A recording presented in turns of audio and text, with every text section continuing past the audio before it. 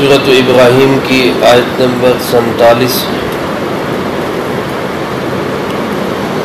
الحمدللہ وکفا والسلام علی عبادہ الذین اصطفیٰ،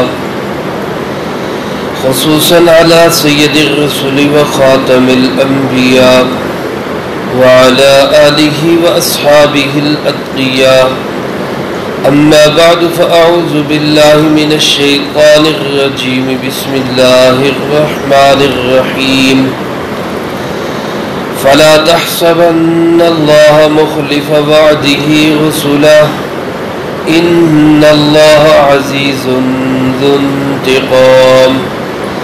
یوم تبدل الارض غیر الارض والسماوات وبرزوا للہ الواحد القہار۔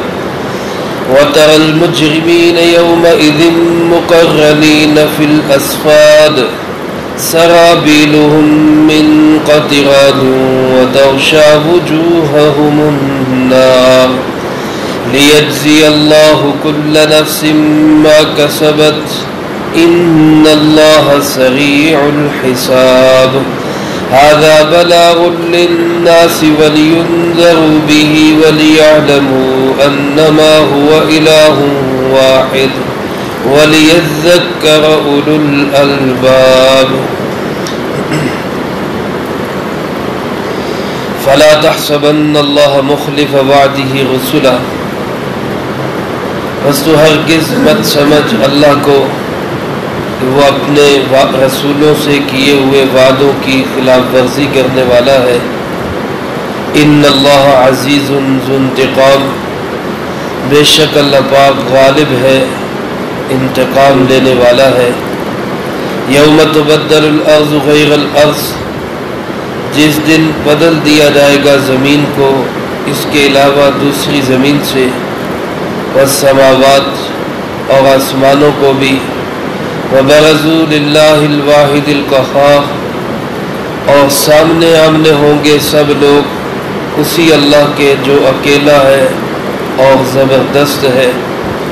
وتری المجرمین، اور تو دیکھے گا مجرموں کو، یومئذ، اس دن، مقرنین فی الاصفاد، کہ وہ جکڑے ہوئے ہوں گے زنجیروں میں، سرابیلہم من قطران، ان کا لباس گھندک کا ہوگا، وتغشی وجوہہم النار، اور ان کے چہروں کو آگ ڈھانپ رہی ہوگی۔ لیجزی اللہ کل نفس ما کسبت، تاکہ اللہ پاک بدلہ دے ہر نفس کو اسی کا جو اس نے کمایا۔ ان اللہ سریع الحساب، بے شک اللہ پاک بہت جلد حساب کرنے والے ہیں۔ ھذا بلاغ للناس، یہ ایک پیغام ہے تمام لوگوں کے لیے، وَلِيُنذَرُوا بِهِ، اور تاکہ وہ اس کے ذریعے آگاہ کر دیے جائے، وَلِيَعْلَمُوا، اور تاکہ وہ جان لیں، أَنَّمَا هُوَ إِلَٰهٌ وَاحِدٌ، کہ بلا شبہ معبود ایک ہی ہے، وَلِيَذَّكَّرَ أُولُو الْأَلْبَابِ، تاکہ نصیحت حاصل کرے عقل والے۔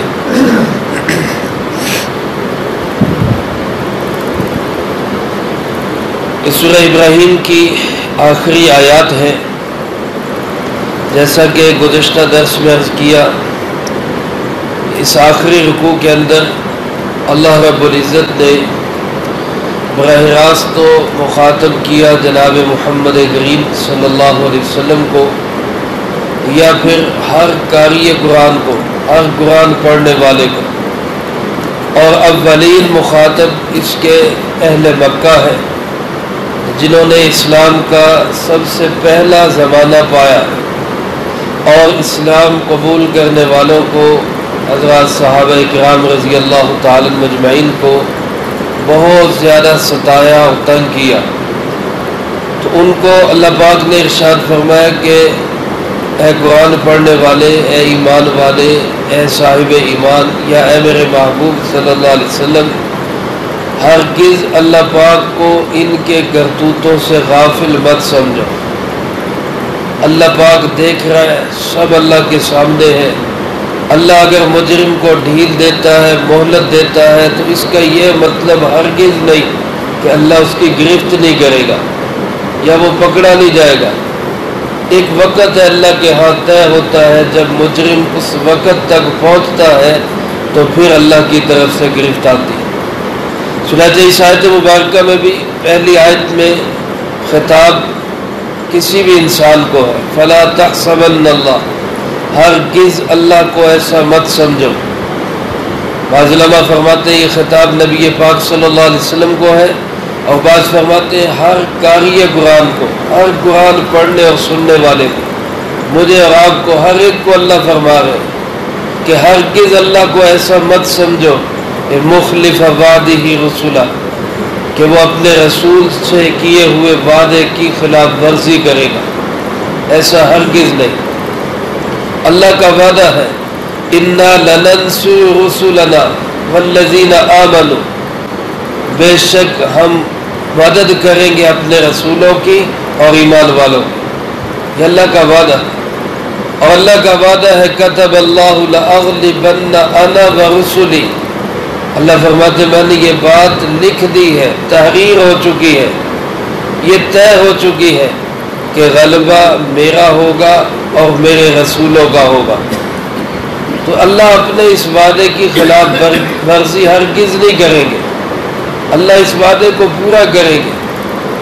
جناب محمد کریم صلی اللہ علیہ وسلم کفار نے ستایا، تنگ کیا، آپ کپڑے آلودہ اور چہرہ مزمحل اور زخمی پریشان حالت میں گھر تشریف لائے تو بیٹی دیکھ کے رونے لگی۔ آپ صلی اللہ علیہ وسلم کی لخت جگر حضرت زینب یا حضرت فاطمہ رضی اللہ تعالیٰ عنہ یا بیٹی، کوئی بیٹی آپ کو اس حال میں دیکھ کے رونے لگی۔ دو جہان کا شہنشاہ جس کے لیے سب کچھ پیدا کیا گیا، جو وجہ کائنات ہے، مقصود کائنات ہے، جس کے لیے اللہ نے سارے کافروں کو بھی پالا، اس کی یہ صورتحال ہے۔ تو آپ نے تسلی دیتے ہوئے فرمایا کہ بیٹی رو نہیں، پریشان نہ ہو، ایک وقت آئے گا تیرے ابا کا دین ہر کچے اور پکے مکان میں پہنچ کے رہے۔ اور میرے عزیز دوستو، یہ جو اللہ کا وعدہ ہے، اللہ اس وعدے کی خلاف ورزی نہیں کرے گا، اللہ اپنے وعدوں کو پورا کرتا ہے۔ ان اللہ لا یخلف المیعاد، اللہ وعدوں کی خلاف ورزی ہرگز نہیں کرتے۔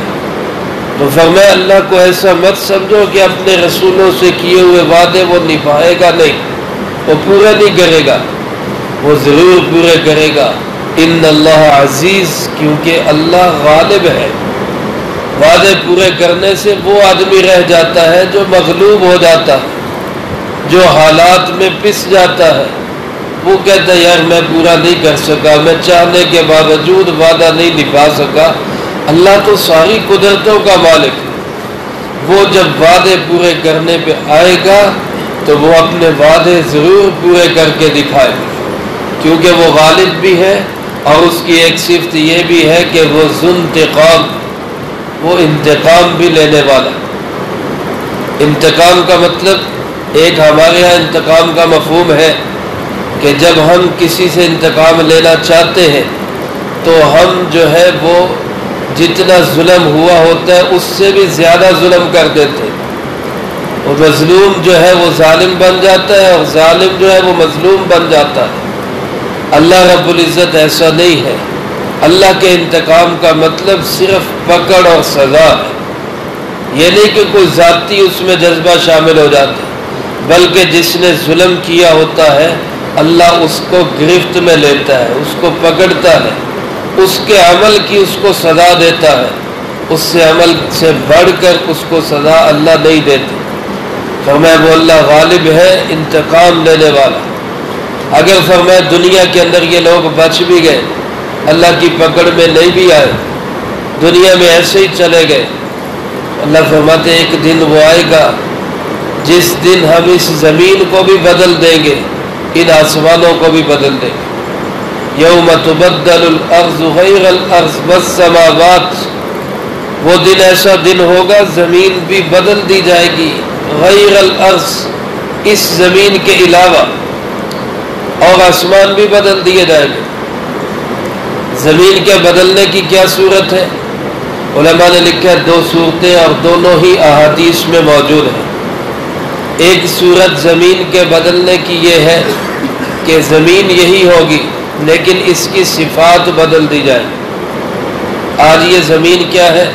کہیں نشیب ہے، کہیں فراز ہے، کہیں اونچائی ہے، کہیں گہرائی ہے، کہیں پہ زمین پہ دریا ہے، کہیں پہ سمندر ہے، کہیں پہ صحرا ہے، مختلف قسم کی چیزیں اس زمین میں۔ لیکن حدیث پاک میں آپ علیہ الصلوۃ والسلام نے ارشاد فرمایا، ایک روایت میں یوں ہے کہ جب انسانوں کا حشر ہوگا تو وہ ایسی زمین پہ ہوگا جو چاندی کی طرح سفید ہوگی اور بالکل سپاٹ ہوگی، اس میں کوئی نشیب، کوئی فراز، کوئی اونچائی، کوئی گہرائی، کسی قسم کا کوئی صحرا، کوئی کھڈا، کچھ نہیں، بالکل سیدھی۔ اور دوسری روایات میں کہ اسی زمین کو کھینچ کر، اور اس میں پھر آپ نے 2 مثالیں دی، جیسے میدے کی روٹی کو پھیلا دیا جاتا ہے، اور ایک مثال دی جیسے چمڑے کو کھینچ کر لمبا کر دیا جاتا ہے، پھیلا لیا جاتا ہے، اس طرح اس زمین کو پھیلا دیا جائے گا، اور پھر اس زمین کے سارے نشیب و فراز ختم ہو جائے گے، بالکل سیدھی سپاٹ زمین ہوگی اور اس پہ لوگوں کا حشر ہوگا۔ اور بعض روایات میں یوں بھی ہے، آپ علیہ الصلوۃ والسلام سے سوال کیا گیا، اللہ کے محبوب جب یہ زمین تبدیل کی جائے گی، یوم تبدل الارض غیر الارض، اس زمین کو دوسری زمین سے بدلا جائے گا تو اس وقت لوگ کہاں پہ ہوں گے؟ ظاہر ہے زمین کے اوپر ہی لوگ ہیں، ان کو جب بدلا جائے گا تو یہ لوگ کہاں پہ ہوں گے؟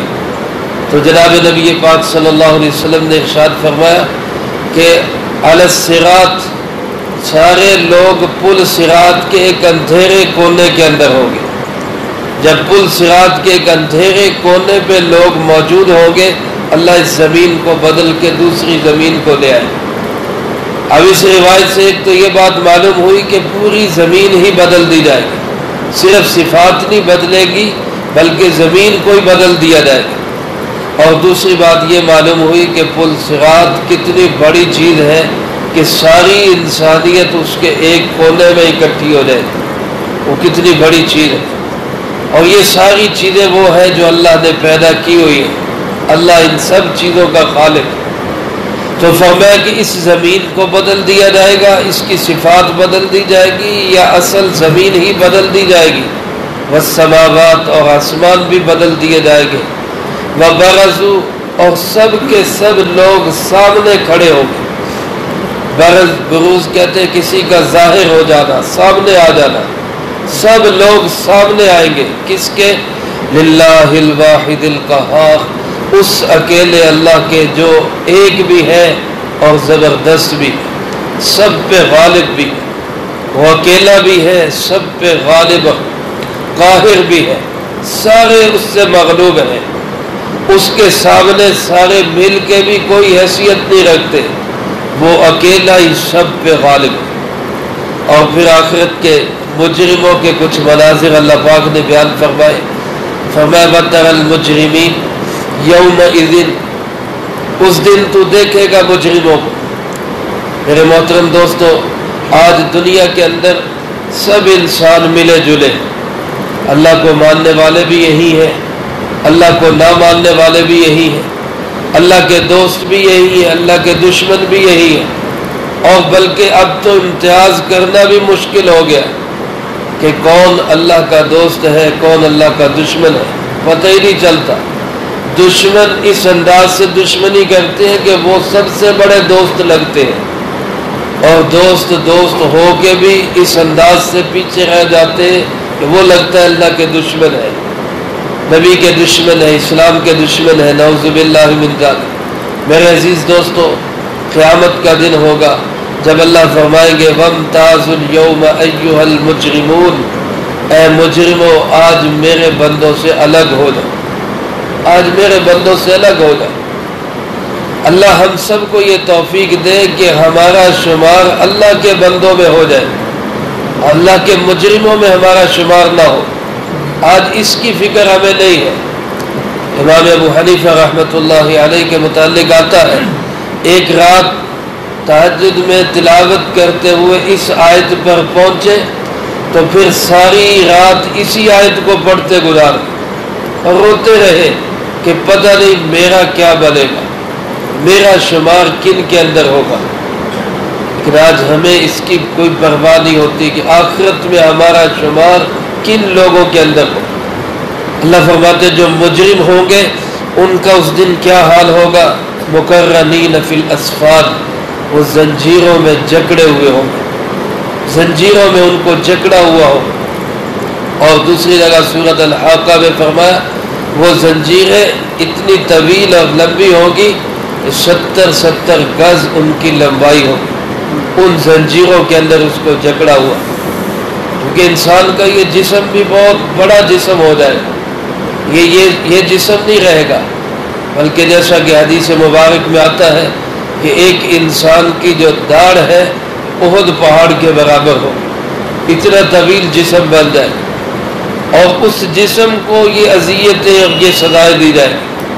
فرمایا یہ زنجیروں کے اندر جکڑے ہوئے ہوں گے، سرابیلہم، اور ان کا جو لباس ہوگا، جو قمیضیں ان کو پہنائی جائے گی وہاں، من قطران، وہ گندھک کی ہوگی، آتشگیر مادے کی، ایسا مادہ جس کو آگ فوراً لگتی، جلدی آگ لگتی، ایسے مادے سے بنی ہوئی ان کی وہ قمیضیں اور لباس ہوگا۔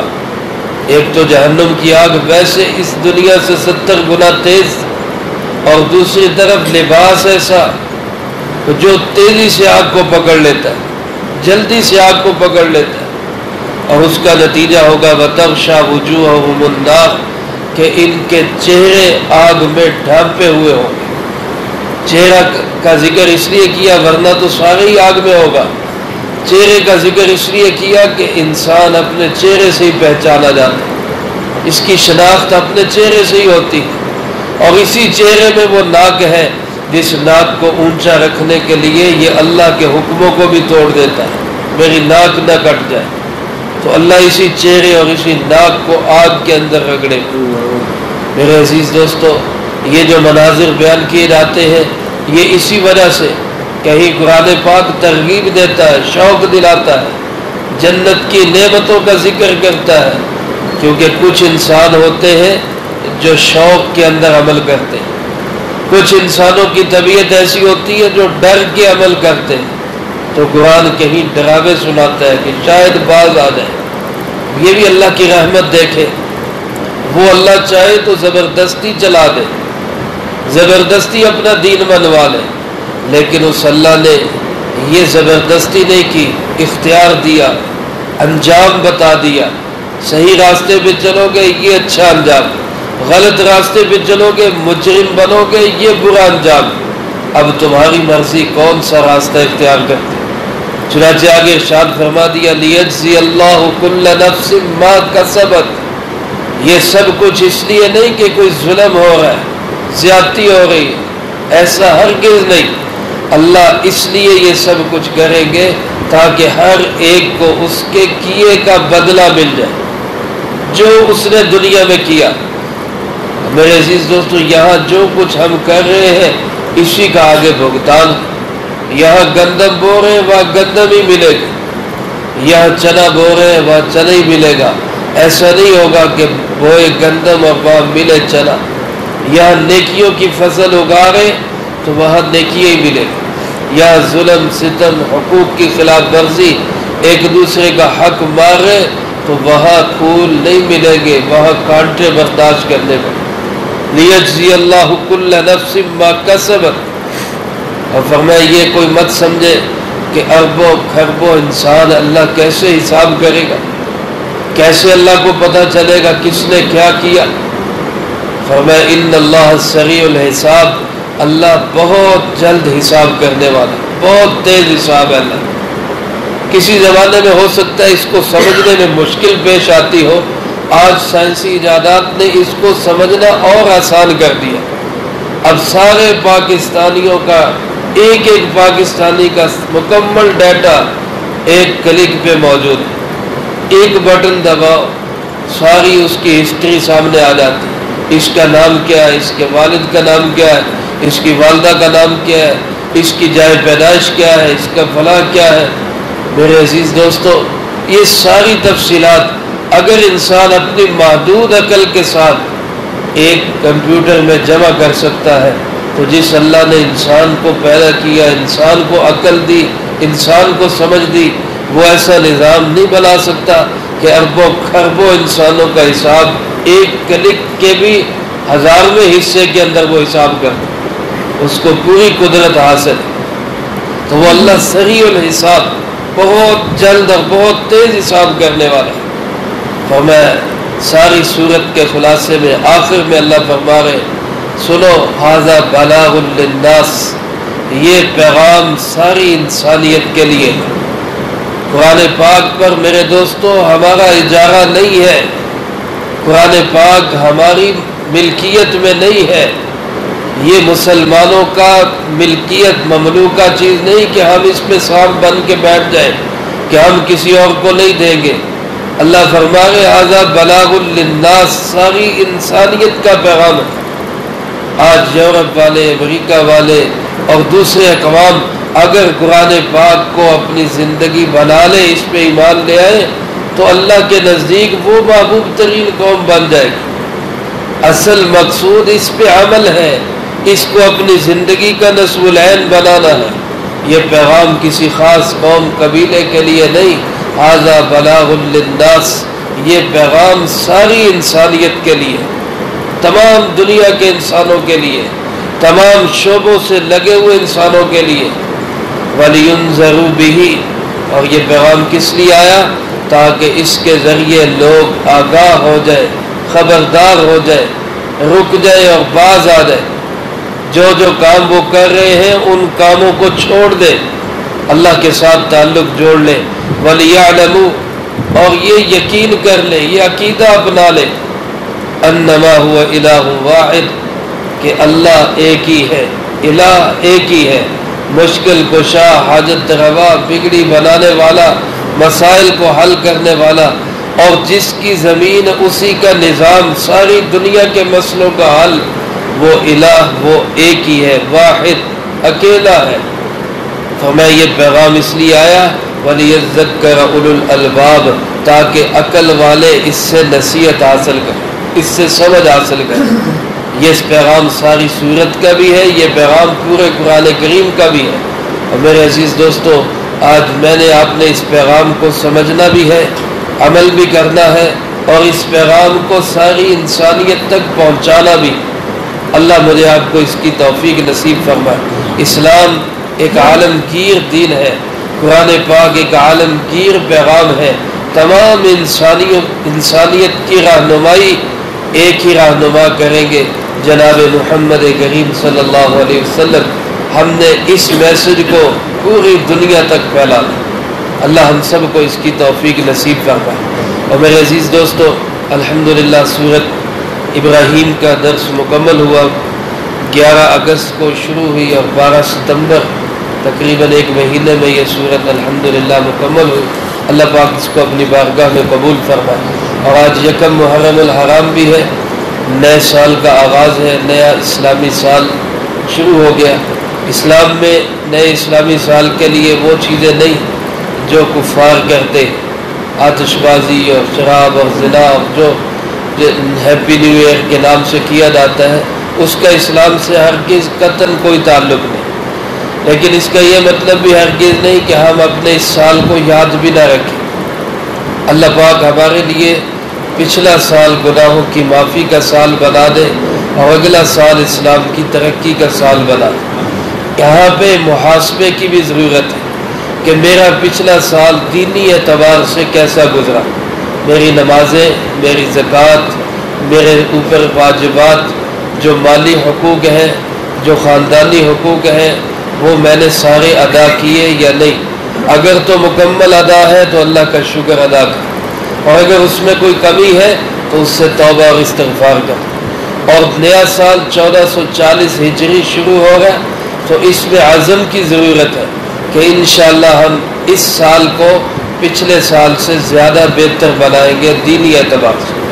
جیسے ہر بندہ اپنے کاروبار کا سال کے بعد حساب کرتا ہے اور اس کی کوشش ہوتی ہے کہ میرا پچھلے سال سے اگلا سال اور بہتر ہو جائے، اسی طرح ہم نے دینی اعتبار سے یہ سوچنا ہے کہ ہمارا اگلا سال پچھلے سال سے اور زیادہ بہتر ہو۔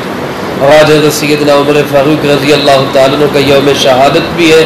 حضرت عمر رضی اللہ تعالیٰ عنہ بہت عظیم انسان تھے، ان کی عظمت کے لیے اور چیزیں کیا ہوگی، میں اور آپ ان کی عظمت کیا بولیں گے، جن کے بول پہ اللہ دریاؤں کو چلا دیا گیا، وہ بولتے تھے تو دریا چل پڑتے، ہم ان کی عظمتیں کیا بولیں۔ اللہ کے محبوب نے ارشاد فرمایا عمر کے اندر اتنی صفات ہے کہ اگر نبوت کا دروازہ بند نہ ہوتا تو میرے بعد عمر نبی ہوتا، اتنی بڑی صفات اللہ نے ان کو عطا فرمائی۔ تو حضرت عمر کا تذکرہ بھی آج ہم اپنی محفلوں میں ضرور کریں ان کے ایصال ثواب کے لیے۔ اور اسی طرح ہمارے محترم جو ہے ایک عظیم خاتون جو ہے ہمارے پاکستان کی بیگم کلثوم نواز صاحبہ، جن کا کل انتقال ہوا، ان کے ایصال ثواب کے لیے اختلافات اپنی جگہ پر، بہرحال مسلمان ہیں، ان کے ایصال ثواب کے لیے بھی قرآن پاک کا کوئی حصہ پڑھ لے، اس کے بعد انشاءاللہ دعا